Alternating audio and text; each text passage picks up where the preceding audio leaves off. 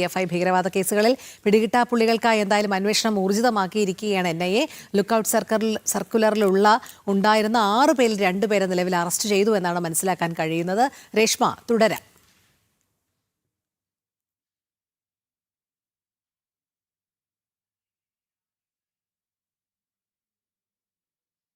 രേഷ്മയിലേക്ക് എത്താം. ശക്തമായ നടപടിയുമായി മുന്നോട്ട് പോകും എന്ന് തന്നെയാണ് കഴിഞ്ഞ ദിവസം പ്രധാനമന്ത്രിയും വ്യക്തമാക്കിയത്. കാരണം ദേശസുരക്ഷയെ ബാധിക്കുന്ന തരത്തിൽ ആര് ഇടപെട്ടാലും അല്ലെങ്കിൽ ഏത് തരത്തിലുള്ള ഭീഷണി വന്നാലും അതിനെതിരെ അന്വേഷണം കടുപ്പിക്കും, ശിക്ഷാ നടപടികൾ ഉണ്ടാകും എന്നൊക്കെയുള്ളതും കഴിഞ്ഞ ദിവസം കേന്ദ്രം പറഞ്ഞതാണ്. ഇപ്പോൾ PFI ഭീകരവാദ കേസുകളിൽ എന്തായാലും NIA കർശനമായ നിലപാടുമായി മുന്നോട്ട് പോവുകയാണ്. അതനുസരിച്ചുള്ള അന്വേഷണം തന്നെ ഊർജിതമാക്കിയിരിക്കുകയാണ്. രേഷ്മ ചേരുന്നുണ്ട്.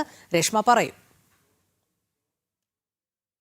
PFI ഭീകരവാദ കേസുകളിൽ പിടികിട്ടാപ്പുള്ളികൾക്കായിട്ട് തെരച്ചിൽ ഊർജിതമാക്കിയിരിക്കുകയാണ് ദേശീയ അന്വേഷണ ഏജൻസി. NIA ലുക്കൌട്ട് സർക്കുലർ പുറപ്പെടുവിച്ചിരുന്ന 6 പേരിൽ 2 പേർ കഴിഞ്ഞ ദിവസം തന്നെ അറസ്റ്റിലായിരുന്നു. ഈ അറസ്റ്റിലായ ആൾക്കാരെ ചോദ്യം ചെയ്യുന്നതോടുകൂടി ഈ ഒളിവിൽ കഴിയുന്ന മറ്റുള്ളവരിലേക്കും അന്വേഷണം അല്ലെങ്കിൽ എത്തിച്ചേരാൻ സാധിക്കുമെന്നുള്ള ഒരു വിലയിരുത്തലിൽ തന്നെയാണ് NIA മുന്നോട്ട് നീങ്ങുന്നത്. പറവൂർ മുപ്പത്തോളം സ്വദേശിയായിട്ടുള്ള അബ്ദുൽ വഹാബ്, പട്ടാമ്പി സ്വദേശി മുഹമ്മദ് മൻസൂർ, അബ്ദുൾ റഷീദ്, അയൽവനത്തോട് സ്വദേശി അയ്യൂബ് എന്നിവരാണ് പിടിയിലാകാനുള്ളത്. അബ്ദുൽ വഹാബിനെയും അബ്ദുൾ റഷീദിനെയും അയ്യൂബിനെയും കണ്ടെത്തുന്നവർക്ക് 7 ലക്ഷം രൂപ പാരിതോഷികം നേരത്തെ NIA പ്രഖ്യാപിച്ചതാണ്. PFIയുടെ ആയുധ പരിശീലകനായിരുന്ന മലപ്പുറം വളാഞ്ചേരി സ്വദേശി മൊയ്തീൻ കുട്ടിയെ കഴിഞ്ഞ ആഴ്ചയാണ് NIA അന്വേഷണ സംഘം അറസ്റ്റ് ചെയ്തത്. മൊയ്തീൻ കുട്ടിയെ കുറിച്ച് വിവരം നൽകുന്നവർക്ക് 7 ലക്ഷം രൂപ പാരിതോഷികമൊക്കെ തന്നെ പ്രഖ്യാപിച്ചതാണ്.